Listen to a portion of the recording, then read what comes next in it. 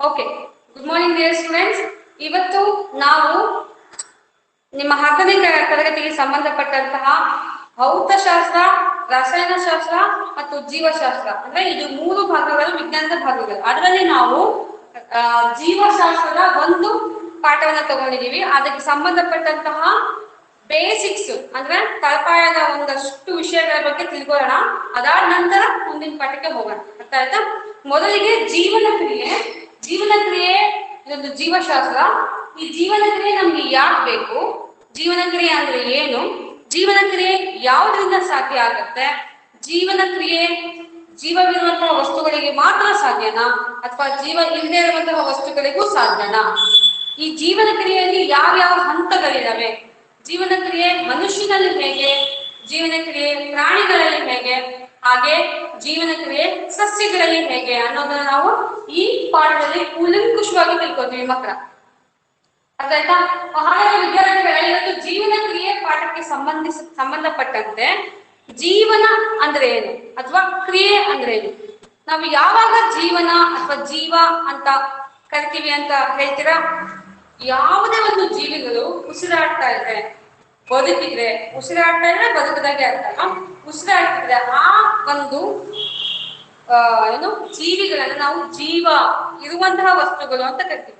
ಈಗ ನಮಗೆಲ್ಲ ಜೀವ ಇದೆ ಅಲ್ವಾ? ನಾವೆಲ್ಲ ಜೀವಿಸ್ತಾ ಇದೀವಾ ಇಲ್ವಾ? ನಾವೆಲ್ಲ ಜೀವಿಸ್ತಾ ಇದೀವಿ. ಮತ್ತೆ ನಮ್ಮ ಜೀವನ ಕ್ರಿಯೆನೇ ಒಂಥರ ಡಿಫ್ರೆಂಟ್ ಆಗಿದೆ. ಅಂದ್ರೆ ತುಂಬಾ ಅದಕ್ಕೆ ಕಂಪೇರ್ ಮಾಡಿದಾಗ ತುಂಬಾ ವ್ಯತ್ಯಾಸ ಕಾಣಿಸುತ್ತೆ. ಜೀವನ ಕ್ರಿಯೆಯಲ್ಲಿ ಹೇಗೆ ಏನ್ ನಡೆಯುತ್ತೆ ಅನ್ನೋದನ್ನ ನಾವು ಚೆನ್ನಾಗಿ ತಿಳ್ಕೋಬೇಕು. ಮತ್ತೆ ಜೀವನ ಕ್ರಿಯೆ ಪ್ರಾಣಿಗಳಲ್ಲಿ ಹೇಗೆ, ಸಸ್ಯಗಳಲ್ಲಿ ಹೇಗೆ? ಇವಾಗ ನೀವು ಪ್ರಾಣಿಗಳಲ್ಲಿ ಯಾವ ರೀತಿ ಜೀವನ ಕ್ರಿಯೆ ಇದೆ ಅಂತ ಹೇಳ್ತೀರಾ, ಅಥವಾ ಸಸ್ಯಗಳಿಗೂ ಮತ್ತೆ ಪ್ರಾಣಿಗಳಿಗೂ ಜೀವನ ಕ್ರಿಯೆ ಹೇಗೆ ವ್ಯತ್ಯಾಸ ಅಂತ ಅನ್ನೋದನ್ನ ಹೇಳ್ತೀರಾ ಮತ್ತ? ಮೊದಲಿಗೆ ಜೀವನ ಕ್ರಿಯೆ ಅಂದ್ರೆ ಏನು ಜೀವನ ಕ್ರಿಯೆ ಅಂದ್ರೆ ಏನು? ಯಾವ್ದಾವ್ದು ಜೀವನ ಕ್ರಿಯೆಯಲ್ಲಿ ಬರುತ್ತೆ? ಈಗ ನಾವು ಮನುಷ್ಯರ ಜೀವನ ಕ್ರಿಯೆ ಯಾವ ಹಂತದಲ್ಲಿ ನಡೆಯುತ್ತೆ? ಒಬ್ಬ ವ್ಯಕ್ತಿ ಉಸಿರಾಡ್ತಾ ಇದೆ ಅಂದ್ರೆ ಅದನ್ನ ನೀವು ಹೇಗೆ ಗುರುತಿಸ್ತೀರ? ಈಗ ನಾವೆಲ್ಲ ಉಸಿರಾಡ್ತಾ ಇದೀವಿ, ಹೇಗೆ ನೀವು ಉಸಿರಾಡ್ತಾ ಇದ್ದೀರಾ ಅಥವಾ ಹೇಗ್ ನಾವು ಬದುಕಿದೀವಿ ಅಂತ ಹೇಳ್ತೀರಾ? ನೋಡಿ, ಉಸಿರಾಟ ಪ್ರತಿಕ್ರಿಯೆ ಇರಬೇಕು ಮತ್ತು ಉಸಿರಾಟದ ಜೊತೆಗೆ ನಮ್ಮ ದೇಹಕ್ಕೆ ಶಕ್ತಿ ಸರಬರಾಜು ಆಗ್ಬೇಕು. ಶಕ್ತಿಯನ್ನೇ ಆಗಿರ್ಬೋದು ಅಥವಾ ಆಮ್ಲಜನಕನೇ ಆಗಿರ್ಬೋದು ಸರಬರಾಜು ಆಗ್ಬೇಕು. ಅಂದ್ರೆ ಸಾಗಾಣಿಕೆ ಅಂತ ಒಂದು ಹಂತ ಬೇಕು. ಆಮೇಲೆ ಜೀರ್ಣಕ್ರಿಯೆ ಆಗ್ಬೇಕು. ಈಗ ನೀವು ತಗೊಂಡಿರುವಂತಹ ಆಹಾರ ಎಲ್ಲ ಜೀರ್ಣನೇ ಆಗದೆ ಇದ್ರೆ ಹೇಗಿರುತ್ತೆ ಯೋಚನೆ ಮಾಡಿ. ನಾವು ದಿನ ಊಟ ಮಾಡ್ತೀವಿ, ಆದ್ರೆ ಆ ಊಟ ನೇರವಾಗಿ ಎಲ್ಲ ಹೋಗುತ್ತೆ ಈಸೋಫೇಗಸ್ ಅನ್ನೋ ಒಂದು ಟ್ಯೂಬ್ಸ್, ಆ ಟ್ಯೂಬ್ಸ್ ಇಂದ ಹೊಟ್ಟೆಗೆ ಹೋಗುತ್ತೆ. ಹೊಟ್ಟೆಲಿರೋ ಆಹಾರಗಳು ನೀವು ತಿಂದ ಹಾಗೆ ಇದ್ರೆ ಚೆನ್ನಾಗಿರುತ್ತಾ? ಹೇಗಿರುತ್ತೆ ನಿಮ್ಮ ಆರೋಗ್ಯ? ಎಲ್ಲರೂ ಆರೋಗ್ಯವಾಗಿರ್ತೀರಾ? ಆರೋಗ್ಯವಾಗಿರೋದಕ್ಕೆ ಸಾಧ್ಯ. ಅಷ್ಟೇ ಯಾಕೆ, ನೀವು ಬಾಯಿಗೆ ಏನೇ ಒಂದು ತಿಂಡಿನೇ ಅಥವಾ ಊಟನೇ ಯಾವುದೇ ಆಹಾರ ಪದಾರ್ಥಗಳನ್ನ ಹಾಕೊಂಡಿದ ತಕ್ಷಣ ಹಂಗೆ ನುಗ್ಗಕ್ ಸಾಧ್ಯನಾ? ಇಲ್ಲ ಮ್ಯಾಮ್. ಅಗಿತೀರಾ? ಅಗಿಯೋದಕ್ಕೆ ಸಹಾಯ ಮಾಡೋದು ಯಾವುದು? ನಿಮ್ಮ ಹಲ್ಲುಗಳು. ಮತ್ತೆ ನಿಮ್ಮ ಬಾಯಲ್ಲಿ ಲಾಲ ರಸ ಅಥವಾ ಜೊಲ್ಲು ರಸ ಬರುತ್ತೆ. ಆ ರಸ ಏನ್ ಮಾಡುತ್ತೆ? ನೀವು ತಿನ್ನೋ ಆಹಾರವನ್ನ ಮೃದು ಮಾಡುತ್ತೆ. ಮೃದು ಮಾಡಿ ನಿಮ್ಗೆ ಎಷ್ಟು ಸಾಧ್ಯನೋ ಅಷ್ಟನ್ನ ಜಗಿತೀರ. ಆಮೇಲೆ ಸಾಧ್ಯವಾದಷ್ಟು ಅಂದ್ರೆ ಮಿಕ್ಕಿದನ್ನ ಒಳಗಡೆ ಸ್ವಾಹ ಮಾಡ್ಕೊತೀರ ಅಲ್ವಾ? ಎಷ್ಟು ಸಾಧ್ಯ ಅಷ್ಟು ಹಲ್ಲಿಂದ ಸಾಧ್ಯ. ಮಿಕ್ಕಿದ್ದು ಹೇಗ್ ಸಾಧ್ಯ? ಇನ್ನು ಮಿಕ್ಕಿದ್ದು ಉಳಿದ ಒಂದು ವ್ಯವಸ್ಥಿತವಾದ ಆಧಾರ ನಿಮ್ಮ ಹೊಟ್ಟೆಯಲ್ಲಿ ಅಂದ್ರೆ ಜಠರ ಅಂತ ನಾವೇನ್ ಹೇಳ್ತೀವಿ ಆ ಜಠರದಲ್ಲಿ HCl ಅಂದ್ರೇನು? Hydrochloric acid. ಇದು ಒಂದು ಎಂಜೈಮ್. ಈ ಎಂಜೈಮ್ ಉಳಿದಿರುವಂತಹ ಆಹಾರಗಳ ಜೊತೆಗೆ ಸೇರಿ ಮತ್ತಷ್ಟು ಆಹಾರವನ್ನ ಸಣ್ಣ ಸಣ್ಣ ತುಂಡುಗಳಾಗಿ ಮಾಡುತ್ತೆ. ಆಮೇಲೆ ಅದು ಅರ್ಥ ಆಯ್ತಾ? ಕೊನೆಗೇನಾಗುತ್ತೆ? ಆಹಾರಗಳನ್ನ ಸಣ್ಣ ಸಣ್ಣ ತುಂಡುಗಳಾಗಿ ಅಂದ್ರೆ ಸಂಕೀರ್ಣವಾದ ಆಹಾರಗಳನ್ನ ಬಹಳ ಸರಳವಾಗಿ ಅದು ಮಾರ್ಪಾಡು ಮಾಡಿದಂತಹ ಎಲ್ಲ ನೀರಿನ ಪದಾರ್ಥಗಳ ವಸ್ತುಗಳು ಆಗಿರ್ಬೋದು ಅಥವಾ ಆಹಾರದ ವಸ್ತುಗಳಾಗಿರ್ಬೋದು ಅದನ್ನ ಏನ್ ಮಾಡುತ್ತೆ? ಹೀರ್ಕೊಂಡು ಮಿಕ್ಕಿದನ್ನ ಏನ್ ಮಾಡುತ್ತೆ? ಸಣ್ಣ ಕರಳು ದೊಡ್ಡ ಕರಳಿಗೆ ಸರಬರಾಜು ಮಾಡುತ್ತೆ. ಅದೇನ್ ಮಾಡುತ್ತೆ? ಮತ್ತಷ್ಟು ಜೀರ್ಣಗೊಳಿಸಿ ಏನೇನು ನೀರಿನ ಅಂಶಗಳಿರುತ್ತೆ ಅದನ್ನ ತೀಕ್ಷ್ಣವಾಗಿ ಎಷ್ಟು ಸಾಧ್ಯವೋ ಅಷ್ಟನ್ನ ಅಬ್ಸರ್ವ್ ಅಂದ್ರೆ ಹೀರ್ಕೊಳ್ಳುತ್ತೆ. ಮಿಕ್ಕಿದ್ದನ್ನ ಹೊರಗಡೆ ಹಾಕ್ತೀವಿ. ಅದನ್ನ ನಾವೇನಂತ ಕರಿತೀವಿ ಗೊತ್ತಾ?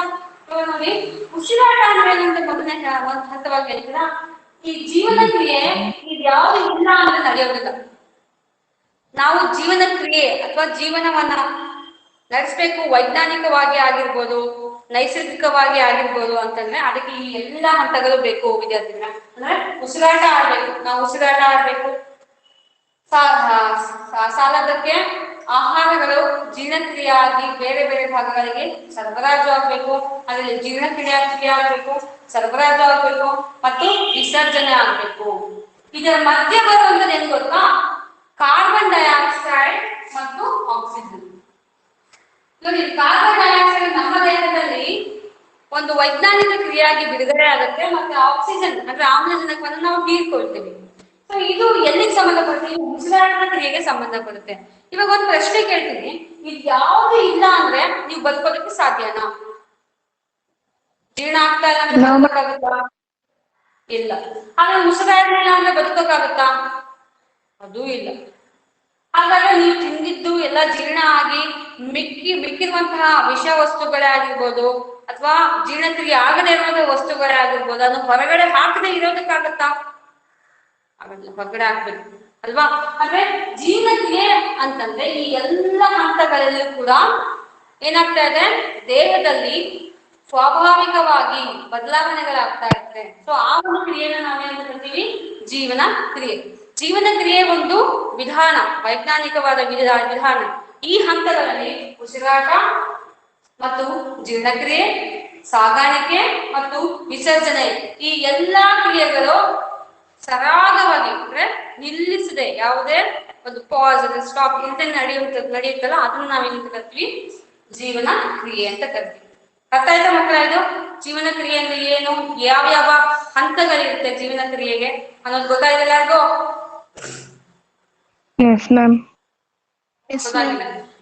ಹಾಗಾದ್ರೆ ಜೀವನ ಕ್ರಿಯೆ ಎರಡು ರೀತಿಯಾಗಿದೆ. ಒಂದು ಪ್ರಾಣಿಗಳಲ್ಲಿ ಅಥವಾ ಮನುಷ್ಯರಲ್ಲಿ ಇರುವಂತದ್ದು ಒಂದು ವಿಧಾನ, ಮತ್ತೆ ಸಸ್ಯಗಳಲ್ಲಿ ಇರುವಂತದ್ದು ಒಂದು ವಿಧಾನ. ನಾವು ಕಳೆದ ತರಗತಿಯಲ್ಲಿ ಕಲ್ತ್ಕೊಂಡಿದೀವಿ, ಪ್ರಾಣಿಗಳು ತನ್ನಷ್ಟಕ್ಕೆ ತಾವೇ ಆಹಾರವನ್ನು ತಯಾರಿಸ್ಕೊಳ್ತಾ?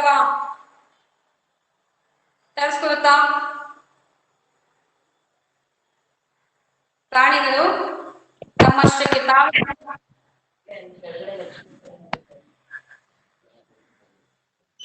ಹಾಗಾದ್ರೆ ಸಸ್ಯಗಳು ತಮ್ಮಷ್ಟಕ್ಕೆ ತಾವೇ ಆಹಾರ ತಯಾರಿಸ್ಕೊಳ್ತಾವ? ಈ ಪ್ರಾಣಿಗಳು ಸಸ್ಯಗಳಲ್ಲಿ ಯಾವುದು ತಮ್ಮಷ್ಟಕ್ಕೆ ತಾವೇ ಆಹಾರ ತಯಾರಿಸ್ಕೊಳ್ಳುತ್ತೆ?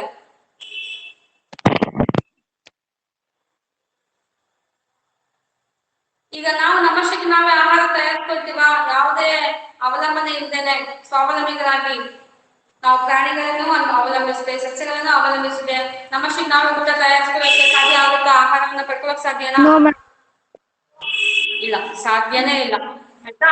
ನಾವು ಯಾವಾಗ್ಲೂ ಪರಾವಲಂಬಿಗಳು. ಅರ್ಥ ಆಯ್ತಾ? ಹಾಗೆ ಸಸ್ಯಗಳು ಪರಾವಲಂಬಿಗಳಾಗೋದಕ್ಕೆ ಸಾಧ್ಯನಾ? ಇಲ್ಲ. ಆಯ್ತಾ? ಹಾಗಾದ್ರೆ ನಾವು ಏನ್ ಓದ್ಕೊತಾ ಇದೀವಿ ಅಂತಂದ್ರೆ, ಮೊದಲನೇದಾಗಿ ಪೋಷಣೆ ಆದಾಗ ಮಾತ್ರ ಈ ಉಸಿರಾಟ ಸಾಧ್ಯ. ಆಯ್ತಾ? ಈ ಪೋಷಣೆ ಆಗ್ಬೇಕು ಅಂತಂದ್ರೆ ಎರಡು ರೀತಿಯಲ್ಲಿ ಆಗುತ್ತೆ, ಒಂದು ಪ್ರಾಣಿಗಳಲ್ಲಿ ಮತ್ತೆ ಇನ್ನೊಂದು ಜೀವಿಗಳಲ್ಲಿ ಅಂದ್ರೆ ಸಸ್ಯಗಳಲ್ಲಿ. ಮೊದಲಿಗೆ ಪೋಷಣೆ ಅಂದ್ರೆ ಏನು ಅಂತ ನಾವು ತಿಳ್ಕೊಳ್ಳೋಣ. ಪೋಷಣೆ ಅಂದ್ರೆ ಏನು? ಪೋಷಕಾಂಶ ಇರುವಂತಹ ವಸ್ತುಗಳು ಅಥವಾ ಪೋಷಕಾಂಶ ಇರುವಂತಹ ಆಹಾರಗಳು. ಏನೇನು ಪೋಷಕಾಂಶ ಇರುತ್ತೆ ಆಹಾರಗಳಲ್ಲಿ? ನಾವು ತಿನ್ನುವ ಆಹಾರದಲ್ಲಿ ಏನೇನು ಪೋಷಕಾಂಶಗಳಿರುತ್ತೆ ಹೇಳ್ತೀರಾ?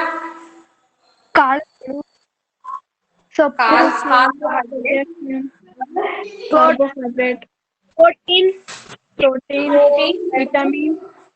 ವಿಟಮಿನ್, ಆಮೇಲೆ ಅಯೋಡಿನ್,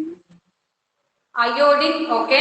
ಆಮೇಲೆ ಮಿನರಲ್ಸ್, ಆಯ್ತಾ? ನೋಡಿ, ಪ್ರೋಟೀನ್, ವಿಟಮಿನ್ಸ್, ಮಿನರಲ್ಸ್ ಮತ್ತೆ ಫ್ಯಾಟ್ಸ್ ಅಂಡ್ ಲಿಪಿಡ್ಸ್ ಅಂದ್ರೆ ಕೊಬ್ಬುಗಳು ಮತ್ತು ಎಣ್ಣೆಗಳು ಬೇಕು ನಮ್ಮ ದೇಹಕ್ಕೆ.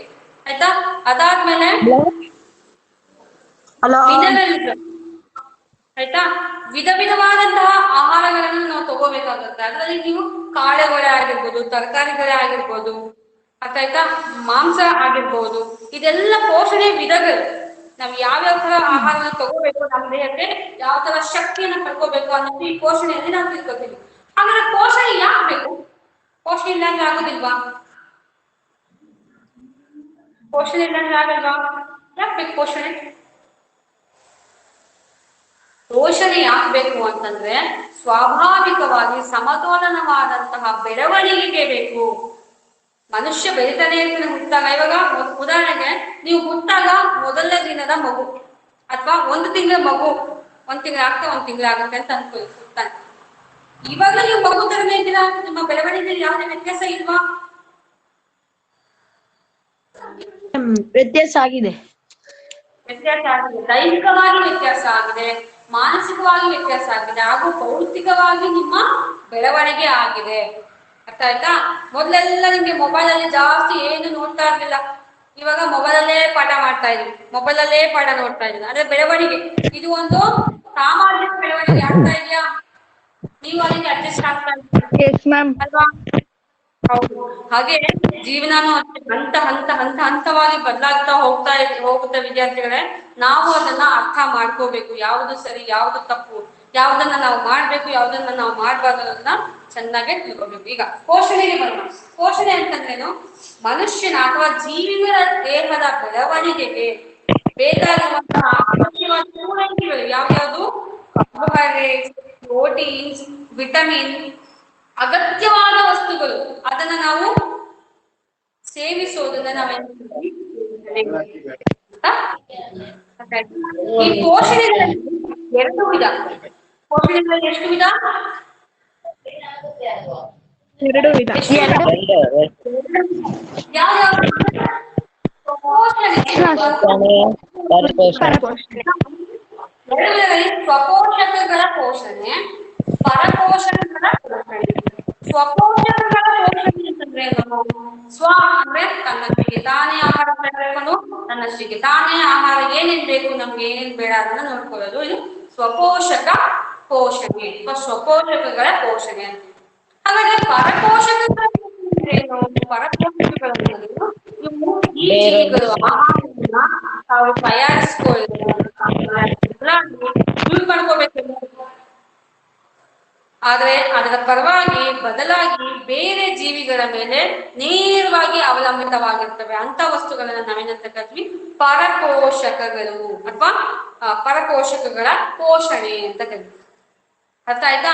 ಸೊ ಇವತ್ತು ನೀವು ಬಹಳ ಮುಖ್ಯವಾಗಿ ಕಲ್ತ್ಕೊಂಡಿದ್ದು ಜೀವನ ಕ್ರಿಯೆ ಅಂದ್ರೇನು, ಜೀವನ ಕ್ರಿಯೆಗೆ ಏನೇನ್ ಬೇಕು. ಜೀವನ ಕ್ರಿಯೆಗೆ ಬೇಕಾದದ್ದು ಪೋಷಣೆ ಮತ್ತು ಉಸಿರಾಟ, ಸಾಗಾಣಿಕೆ, ಜೀವನ ಕ್ರಿಯೆ ಮತ್ತು ವಿಸರ್ಜನೆ. ಇದೆಲ್ಲ ಹಂತಗಳು ಸೇರಿನೇ ಜೀವನ ಕ್ರಿಯೆ ಆಗೋದು. ಅರ್ಥ ಆಯ್ತಾ ವಿದ್ಯಾರ್ಥಿಗಳೇ? ಸೊ ಇದ್ರಲ್ಲಿ ಯಾವುದೇ ಒಂದು ಹಂತದಲ್ಲಿ ತೊಂದರೆ ಆದ್ರೆ ಜೀವನ ಮಾಡೋದಕ್ಕೆ ಅಥವಾ ಜೀವನ ಕ್ರಿಯೆ ನಡೆಸೋದಕ್ಕೆ ಬಹಳ ಕಷ್ಟ ಆಗುತ್ತೆ. ಅರ್ಥ ಆಯ್ತಾ? ಈಗ ನೋಡಿ, ಕೋವಿಡ್ ಡ್ಯೂರೇಷನ್ಸ್ ಅಲ್ಲಿ ಮನೆಯಿಂದ ಹೊರಗಡೆ ಹೋಗಕ್ಕಾಗ್ತಾ ಇಲ್ಲ. ಅಂದ್ರೆ ಆದ್ರೂ ಜೀವನ ಅಸ್ತಂಗತ ಅಂದ್ರೆ ತುಂಬಾ ಕಷ್ಟ ಆಗ್ತಾ ಇದೆ. ಆದ್ರೂ ನಾವು ಅದಕ್ಕೆ ಅಡ್ಜಸ್ಟ್ ಆಗಿದ್ವಿ. ಆದ್ರೆ ಈ ಜೀವನ ಕ್ರಿಯೆ ಹಾಗಲ್ಲ. ನೀವು ಏನ್ ಮೆದುಳಲ್ಲಿ ಚಿಂತೆ ಮಾಡ್ತೀರಾ ಅದು ನಿಮ್ಮ ಬಾಯಿಂದ ಬರುತ್ತೆ. ನೀವೇನ್ ಕಣ್ಣಿಂದ ನೋಡ್ತೀರಾ ಅದು ನೇರವಾಗಿ ಮೆದುಳಿಗೆ ಸಂಗ್ರಹವಾಗುತ್ತೆ. ಅದನ್ನ ನಾವು ಪ್ರೀ ನಾಲೆಡ್ಜ್, ಪೋಸ್ಟ್ ನಾಲೆಡ್ಜ್ ಅಂತ ಕರಿತೀವಿ. ಅಂದ್ರೆ ನಿಮ್ಗೆ ಮೊದಲಿದ್ದಂತಹ ಜ್ಞಾನ, ಈಗ ಬರ್ತಾ ಇರುವಂತಹ ಜ್ಞಾನ, ಎರಡಕ್ಕೂ ತೀವ್ರವಾದ ವೃದ್ಧಿ ಅಂದ್ರೆ ಇಂಪ್ರೂವ್ಮೆಂಟ್ ಆಗ್ತಾ ಹೋಗುತ್ತೆ. ಮನುಷ್ಯ ಒಂದೇ ತರ ಇದ್ದ ಹಾಗೆ ಇರೋಕ್ ಸಾಧ್ಯ ಇಲ್ಲ ಮಕ್ಕಳ. ಅವನು ಹಂತವಾಗಿ ಬೆಳವಣಿಗೆ ಆಗ್ತಾನೆ ಇರ್ಬೇಕು. ಅವನ ಬೆಳವಣಿಗೆಯಲ್ಲಿ ಬದಲಾವಣೆಗಳನ್ನ ಕಂಡುಕೋಬೇಕು. ಆದ್ರೆ ಅದನ್ನೇ ನಾವೇನಂತ ಕರಿತೀವಿ? ಅಭಿವೃದ್ಧಿ ಅಂತ ಕರಿತೀವಿ. ಈ ಅಭಿವೃದ್ಧಿಗೆ ಜೀವನ ಕ್ರಿಯೆ ಕೂಡ ಬಹಳ ಮುಖ್ಯವಾದದ್ದು. ಹಾಗಾದ್ರೆ ಜೀವನ ಕ್ರಿಯೆಯಲ್ಲಿ ಏನೇನಿರುತ್ತೆ ಮೊದಲಿಗೆ ಹೇಳಿ ನೋಡೋಣ. ಜೀವನ ಕ್ರಿಯೆಯಲ್ಲಿ ಏನೇನ್ ಬೇಕು? ಪೋಷಣೆ, ಆಮೇಲೆ ಉಸಿರಾಟ, ಸಾಗಾಣಿಕೆ, ಜೀರ್ಣಕ್ರಿಯೆ, ವಿಸರ್ಜನೆ. ಆದ್ರೆ ಸರಿ ಹೋಗುತ್ತೆ ಅಂತ. ಆದ್ರೆ ಇನ್ನೊಂದು ಕಷ್ಟ ಗೊತ್ತಾ? ಆಗ್ಬೇಕು ಅಂತಂದ್ರೆ ತುಂಬಾ ಕಷ್ಟ. ಇವಾಗ ನೀವೇನಾದ್ರೂ ಮಾಡ್ಬೇಕು ಅಂತ ಇವಾಗ ನಾನು ಹೇಳ್ತೀನಿ ಕೇಳಿ ಅಂತ ನೀವು ಕೇಳ್ತೀರಾ. ನಾ ಹೇಳಿ ಮಾಡಿಸೋದು ನೀವೇ ಮಾಡುವಂಥದ್ದು. ಇವಾಗ ಮೆದುಳು ಯೋಚನೆ ಮಾಡ್ತಾ ಮಾಡ್ಲಾ ಬೇಡವಾ ಅಂತ ಅದು ಬಾಳ ಯೋಚನೆ ಮಾಡ್ತಾ ಹೋಗೋದು. ಅದೇ ರೀತಿ ಹೃದಯ ಪಂಪು ಮಾಡುತ್ತೆ ಮತ್ತು ಬೀಟಿಂಗ್ ಅಂದ್ರೆ ಬಡಿತವನ್ನ ಮಾಡುತ್ತೆ. ಅದನ್ನ ನೀವು ನಿಲ್ಸೋಕ್ ಸಾಧ್ಯನಾ? No. No ma'am. ಏ ಬೇಡ ಬೇಡ, ಇವತ್ತು ನಿಲ್ಸ್ಬಿಡಿ. ಕೆಲ್ಸ ಮಾಡ್ತಿದ್ರೆ ನೀನ್ ಮನೆಗೆ ಹೋಗ್ಬಿಡು ಅಂತಂದ್ರೆ ಏನ್ ಮಾಡ್ಬೇಕು ಅದು? ನಾಳೆ ಸುತ್ತೋಗ್ಬಿಡ್ತು. ಸತ್ತೋಯ್ತವ್ರೆ.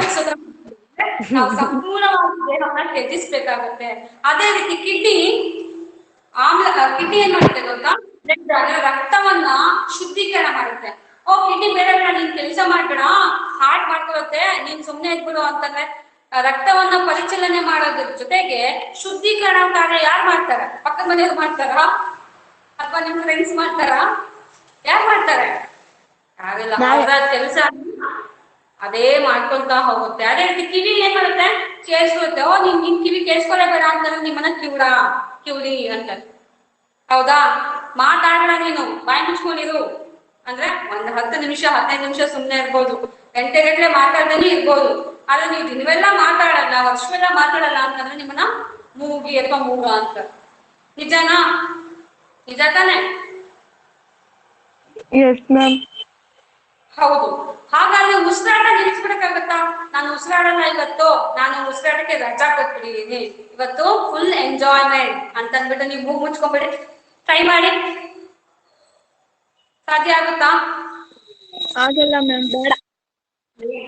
ಎಷ್ಟು ತೊಂದರೆ ಆಗತ್ತೆ ಅಲ್ವಾ? ಇವೆಲ್ಲನೂ ವೈಜ್ಞಾನಿಕವಾಗಿ ನಡೀತಾ ಇರುವಂತಹ ಒಂದು ಕ್ರಿಯೆ, ಅದನ್ನ ನಾವು ಜೀವನ ಕ್ರಿಯೆ ಅಂತೀವಿ ಮಕ್ಕಳ. ಇದು ಒಂದಕ್ಕೊಂದು ಬಿಟ್ಟಿರೋದಕ್ಕೆ ಸಾಧ್ಯನೇ ಇಲ್ಲ. ನೋಡಿ, ಬ್ರೈನು ಯೋಚನೆ ಮಾಡುತ್ತೆ, ಹಾರ್ಟ್ ಕೂಡ ರಕ್ತ ಪರಿಚಲನೆ ಮಾಡುತ್ತೆ. ಅದೇ ರೀತಿ ಕಿಡ್ನಿ ಆಗಿರ್ಬೋದು, ದೇಹದ ಯಾವುದೇ ಅಂಗಗಳಾಗಿರ್ಬೋದು ತಮ್ಮ ತಮ್ಮ ಕೆಲಸಗಳನ್ನ ಮಾಡ್ತಾ ಹೋಗುತ್ತೆ. ಯಾವಾಗ ಆ ಕೆಲಸಗಳನ್ನ ನಿಲ್ಲಿಸ್ಬಿಡುತ್ತೆ ಆವಾಗ ಪ್ರಾಬ್ಲಮ್ ಆಗುತ್ತೆ, ಆವಾಗ ಜೀವನ ಕ್ರಿಯೆ ಸಂಪೂರ್ಣವಾಗಿ ನಡೆಯುವುದಿಲ್ಲ. ಹಾಗಾಗಿ ಇದು ಒಂದಕ್ಕೊಂದು ಕನೆಕ್ಷನ್ಸ್, ಇಂಟರ್ ಕನೆಕ್ಷನ್ಸ್, ಒಂದಕ್ಕೊಂದು ಕೊಂಡಿ ಇದ್ದಂಗೆ. ಅದ್ ಹೆಂಗಿರುತ್ತೆ? ಅದಾಯ್ತಾ ನೆಕ್ಸ್ಟ್ ಇದ್ ಮಾಡ್ಬೇಕು, ಇದಾಯ್ತಾ ನೆಕ್ಸ್ಟ್ ಇದ್ ಮಾಡ್ತಾ ಇರ್ಬೇಕು, ಹಂಗೆ ಹೋಗ್ತಾ ಇರ್ಬೇಕು. ಆಗ ಮಾತ್ರ ಮನುಷ್ಯನೇ ಆಗಿರ್ಬೋದು, ಜೀವಿನೇ ಆಗಿರ್ಬೋದು, ತನ್ನ ಜೀವನ ಕ್ರಿಯೆ ಸುಗಮವಾಗಿ ಆಗೋದಕ್ಕೆ ಸಾಧ್ಯ. ಹಾಗಾದ್ರೆ ಇದಾಗ್ಬೇಕು ಅಂತಂದ್ರೆ ಹೇಗಾಗುತ್ತೆ? ಇದನ್ನ ನಾವು ಹೇಗ್ ಗಮನಿಸ್ಬೇಕು ಅನ್ನೋದೇ ನೀವು ಈ ಪಾಠದಲ್ಲಿ ತಿಳ್ಕೊತೀರ. ಇಂಟ್ರೆಸ್ಟಿಂಗ್ ಆಗಿದ್ಯಾ?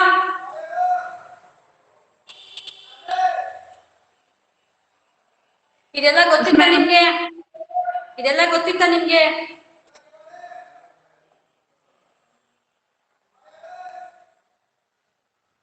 ತಿಳ್ಕೋಬೇಕು ಇನ್ನ ಅಲ್ವಾ? ಹಾಗಾಗಿ ಹೆಚ್ಚು ಹೆಚ್ಚು ತಿಳ್ಕೋಬೇಕು ಅಂದ್ರೆ ನೀವು ಹೆಚ್ಚು ಹೆಚ್ಚು ತರಗತಿಗಳನ್ನ, ಕ್ಲಾಸ್ಗಳನ್ನ ಅಟೆಂಡ್ ಮಾಡ್ಬೇಕು. ಈ ವರ್ಷ ಎಕ್ಸಾಮ್ ನಡೆದಿದೆ, ಖಚಿತ ಮತ್ತು ನಿಶ್ಚಿತ ನಡೆದೇ ಹೋಯ್ತು. ಮುಂದಿನ ವರ್ಷನೂ ಕೂಡ ನಡೆಯುತ್ತೆ. ಯಾವುದೇ ಕಾರಣಕ್ಕೂ ನೀವು ನಿಲ್ಲುತ್ತೆ ಹಾಗೆ ಹೀಗೆ ಅಂತ ಅನ್ಕೊಂಡ್ ಮನಸ್ಸಲ್ಲಿ ಒಂದು ನೆಗ್ಲೆಕ್ಟ್ ಮಾಡೋದು ಬೇಡ. ಎಲ್ಲರೂ ಕ್ಲಾಸ್ ಅಟೆಂಡ್ ಮಾಡಿ ಮೊದಲಿನ ತರಗತಿಗಳಿಗೆ ಹಾಜರಾಗ್ಬಿಟ್ಟು ಎಲ್ಲಾ ಪಾಠಗಳನ್ನು ಸರಿಯಾಗಿ ಕೇಳಿಸ್ಕೋಬೇಕು. ಆಯ್ತಾ? ಪೋಷಣೆಗಳಲ್ಲಿ 2 ವಿಧ, ಅದು ಸ್ವಪೋಷಕಗಳ ಪೋಷಣೆ ಮತ್ತು ಪರಪೋಷಕಗಳ ಪೋಷಣೆ. ಸ್ವಪೋಷಕಗಳ ಪೋಷಣೆಯಲ್ಲಿ ಜೀವಿಗಳು ತನ್ನಷ್ಟಕ್ಕೆ ತಾನೇ ಆಹಾರವನ್ನ ತಯಾರಿಸಿಕೊಳ್ಳುತ್ತೆ. ಇದು ಎಲ್ಲಿಯೂ ಅಲ್ಲ, ಯಾವುದರ ಮೇಲೇನೂ ಅವಲಂಬಿತವಾಗಿ ಇರುವುದಿಲ್ಲ. ಹಾಗಾಗಿ ಸ್ವಪೋಷಕರಲ್ಲಿ ಉದಾಹರಣೆ ಏನು? ಸಸ್ಯಗಳು ಅಲ್ವಾ? ಸಸ್ಯಗಳು ಮಾತ್ರನೇ ಆಹಾರ ತಯಾರಿಸ್ಕೊಳ್ಳಕ್ ಸಾಧ್ಯ, ನಮ್ಮಿಂದನೂ ಸಾಧ್ಯ ಇಲ್ಲ. ಹಾಗಾದ್ರೆ ಪರಪೋಷಕಗಳು ಆಹಾರವನ್ನ ಬೇರೆ ಜೀವಿಗಳ ಮೇಲೆ ಅವಲಂಬಿತವಾಗಿರ್ತವೆ. ಅದಕ್ಕೋಸ್ಕರ ಅವು ಪರಪೋಷಕರ ಅಥವಾ ಪರರ ಜೀವಿಗಳಿಂದ ಅವಲಂಬಿತವಾಗಿ ತನ್ನ ಪೋಷಣೆಯ ಕಾರ್ಯವನ್ನ ನಿರ್ವಹಿಸುತ್ತೆ. ಅದಕ್ಕೋಸ್ಕರ ಪರಪೋಷಕಗಳ ಪೋಷಣೆ ಅಂತ ಕರಿತೀವಿ. ಇದು ಹೇಗ್ ಪಡೆಯುತ್ತೆ ಅನ್ನೋದು ಈ ಲೆಸನ್ಸ್ ಅಲ್ಲಿ ನೀವು ಅರ್ಥ ಮಾಡ್ಕೋಬೇಕಾಗಿರುವಂತಹ ವಿಷಯ. ಇದಿಷ್ಟು ಅರ್ಥ ಆಯ್ತಾ ಮಕ್ಕಳ? Yes ma'am. ಎಲ್ಲರಿಗೂ ಅರ್ಥ ಆಗ್ತಾ ಇದೆಯಾ? Yes ma'am. ಯಾವಾಗಲೂ ಒಂದು ನೋಟ್ಸ್ ಅಥವಾ ರಫ್ ನೋಟ್ ಏನೋ ಇಟ್ಕೊಳ್ಳಿ. ಅದನ್ನ ಯಾವತ್ತು ಏನಾಯ್ತು, ನಿಮ್ಗೆ ಯಾವ್ದು ಕಷ್ಟ ಆಗ್ತದೆ ಅದನ್ನ ನೋಟ್ ಡೌನ್ ಮಾಡ್ಕೋಬೇಕು. ಅದ್ರ ಮುಂದೆ ಅಥವಾ ಅದಾದ ನಂತರ ಏನಾದ್ರು ಹೋಮ್ವರ್ಕ್ ಕೊಟ್ರೆ ಅಥವಾ ಬರ್ದು ಪೋಸ್ಟ್ ಮಾಡಿ, ಯಾವ್ದಾದ್ರು ಶೀಟ್ಸ್ ಎಲ್ಲಾದ್ರೂ ಬರ್ದು ನೀವು ಪೋಸ್ಟ್ ಮಾಡಿ. ನಿಮ್ ನೋಟ್ಸ್, ನಿಮ್ ಹೋಮ್ವರ್ಕ್ ಎಲ್ಲಾನು ಟೀಚ್ ಮೀಟ್ ಆಪ್ ಅಲ್ಲಿ ಇರುತ್ತೆ. ಅರ್ಥ ಆಯ್ತಾ? ಏನು ಕಷ್ಟ ಬನ್ನಿ. ಅಕಸ್ಮಾತ್ ನಿಮ್ಗೆ ಬುಕ್ಸು ಸಿಗ್ತಾ ಇಲ್ಲ, ನನ್ಗೇನು ಆಗ್ತಾ ಇಲ್ಲ ಅಂತಂದ್ರೆ ಇನ್ನೂ ಒಂದು ಸುಲಭವಾದ ಕೆಲಸ, ನೀವು ಬೇಕಾದ್ರೆ ಎಲ್ಲಾದ್ರೂ ಬೇರೆ ಯಾವ್ದಾದ್ರು ಹಳೆ ನೋಟ್ಸು ರಫ್ ಇದ್ರೆ ಅಲ್ಲಿ ಬರ್ಕೊಂಡ್ಬಿಟ್ಟು ಫೋಟೋ ತೆಗಿಬಹುದು. ಪೆನ್ಸಿಲ್ ಎಲ್ಲಾದ್ರೂ ಬರ್ದು ಹಾಕಿ. ಆಯ್ತಾ? ಏನಾದ್ರೂ ಮಾಡಿ ಅಟ್ಲೀಸ್ಟ್ ನೀವು ಪಾಠಗಳ ಕಡೆ ಗಮನ ಹರಿಸೋದನ್ನ ರೂಢಿ ಮಾಡ್ಕೋಬೇಕು. ಅರ್ಥ ಆಯ್ತಾ? ಇವತ್ತು ನಿಮಗೆ 3 ಪ್ರಶ್ನೆಗಳು ಕೇಳ್ತೀನಿ.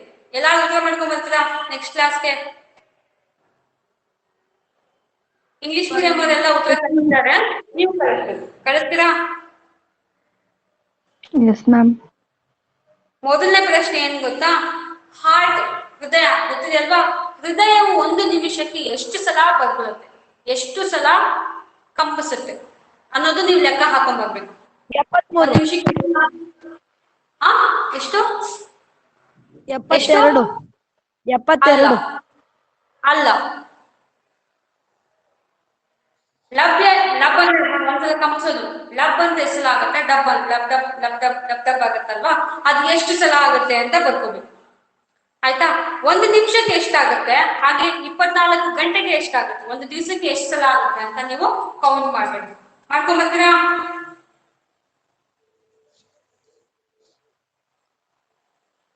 ಇದು ಒಂದು ಪ್ರಶ್ನೆ. ಎರಡನೇ ಪ್ರಶ್ನೆ, ನಿಮ್ಮ ಕಣ್ಣು ಅರ್ಥ ಆಯ್ತಾ? ಈ ಕಣ್ಣು ಒಂದು ನಿಮಿಷಕ್ಕೆ ಎಷ್ಟು ಸಲ ಬಡ್ಕೊಳ್ಳುತ್ತೆ? ರೆಪ್ಪೆ ಬಡ್ಕೊಳ್ಳೋದು ಎಷ್ಟು ಸಲ? ಅದು 1 ಸೆಕೆಂಡ್ ಬಡ್ಕೊಳ್ಳುತ್ತಾ? ನೀವು ಎಷ್ಟು ಸೆಕೆಂಡ್ ಕಣ್ಣ ಬಿಟ್ಟು ನೋಡ್ತಾ ಇದ್ರೆ ಹಂಗೆ ಓಪನ್ ಆಗುತ್ತೆ ರೆಪ್ಪೆ. ಯಾವಾಗ ರೆಪ್ಪೆ ಬಡ್ಕೊಳ್ಳುತ್ತೆ ಅಂದ್ರೆ ಕಣ್ಣಿನ ರೆಪ್ಪೆ ಒಂದು ನಿಮಿಷಕ್ಕೆ ಎಷ್ಟು ಸಲ ಮುಚ್ಚುತ್ತೆ ಮತ್ತೆ ತೆರೆಯುತ್ತೆ. ಹಾಗಾದ್ರೆ ಒಂದು ದಿವಸಕ್ಕೆ ಎಷ್ಟಾಗತ್ತೆ ಅಂತ ಕಂಡ್ಕೊ ಬರ್ತೀರಾ?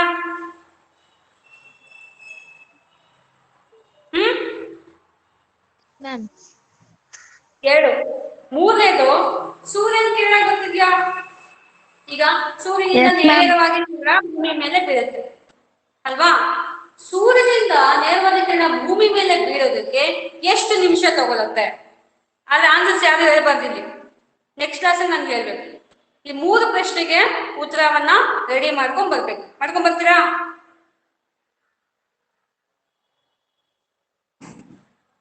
ಆಮೇಲೆ ಇವತ್ತು ಯಾರು ಕ್ಲಾಸ್ ಅಟೆಂಡ್ ಆಗಿದ್ರೆ ಅವ್ರಿಗೆ ಅಟೆಂಡೆನ್ಸ್ ಕಳ್ಸಿಕೊಡ್ತೀನಿ ಗ್ರೂಪ್ ಅಲ್ಲಿ. ಸೊ ನೆಕ್ಸ್ಟ್ ಕ್ಲಾಸ್ಗೆ ಯಾರು ಅಬ್ಸೆಂಟ್ ಆಗಿದ್ರೆ ಅವರೆಲ್ಲ ಜಾಯ್ನ್ ಆಗ್ಬೇಕು. ಏನಾದ್ರೂ ತೊಂದರೆ ಆಗ್ತಾ ಇದ್ರೆ, ಮೊಬೈಲ್ ಅಲ್ಲಿ ಏನೇ ಪ್ರಾಬ್ಲಮ್ ಬರ್ತಾ ಇದ್ರೆ ನೀವು ಮೊಬೈಲ್ ನ ಸ್ಕೂಲಿಗೆ ತಗೊಂಡ್ಬಂದು ಚೆಕ್ ಮಾಡಿಸ್ಕೊಂಡು ಹೋಗ್ಬೋದು. ಅರ್ಥ ಆಯ್ತಾ ಮಕ್ಕಳ? ಸೊ ಇವತ್ತು ನಾವು ಜೀವನ ಕ್ರಿಯೆ ಅಂದ್ರೆ ಏನು ಅದನ್ನ ಕಲ್ತ್ಕೊಂಡು ಅದರ ಬಗ್ಗೆ ಅದು ಹೇಗೆ ನಡೆಯುತ್ತೆ, ಜೀವನ ಕ್ರಿಯೆ ಒಟ್ಟಾರೆಯಾಗಿ ಏನು ಅನ್ನೋದನ್ನ ನೋಡಿದ್ವಿ. ಮುಂದಿನ ತರಗತಿಯಲ್ಲಿ ಅದು ಹೇಗಾಗುತ್ತೆ, ಪ್ರಾಣಿಗಳಲ್ಲಿ ಹೇಗೆ, ಸಸ್ಯಗಳಲ್ಲಿ ಹೇಗೆ ಅನ್ನೋದನ್ನ ನಾವು ಮುಂದಿನ ತರಗತಿಯಲ್ಲಿ ತಿಳ್ಕೊಳ್ಳೋಣ. ಆಯ್ತಾ ಮಕ್ಕಳ? So thank you so much. Thank you. Thank you, ma'am. Thank you. Study materials ಅಲ್ಲಿ ನಾನು ಯೂಟ್ಯೂಬ್ ಲಿಂಕ್ ಹಾಕಿರ್ತೀನಿ, ಅದನ್ನ ನೋಡ್ಬೇಕು. ನೆಕ್ಸ್ಟ್ ಕ್ಲಾಸ್ ಅಲ್ಲಿ ಕೇಳ್ತೀನಿ. Okay, thank you.